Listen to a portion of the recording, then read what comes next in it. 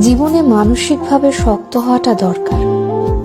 আপনার ভেতরটা যতই নরম হোক না কেন, বাইরে বোঝাতে হবে আপনি একজন শক্ত মানুষ। শক্ত হতে না পারলে আপনাকে প্রতিনিয়ত ঠকতে হবে। নিজের ভেতর আত্মসম্মান বোধ, ইগো কিংবা মূল্যবোধ থাকা উচিত। খেয়াল করলে দেখবেন যারা ঠকে যায় তারা বরাবরই নরম মনের মানুষ। শক্ত মনের কাউকে মানুষ ঠকাতে পারে না। সবকিছু রিভেঞ্জ অফ নেচার অর্থাৎ প্রকৃতির প্রতিশোধের উপর ছেড়ে দিতে নেই। কিছু বিষয়ে আপনার নিজেরও প্রতিশোধ নেওয়ার দরকার আছে।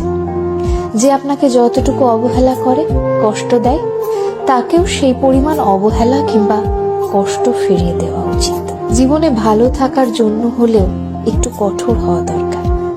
যে কোনো কিছু সহজে পেয়ে গেলে মানুষ মূল্য দিতে জানে না।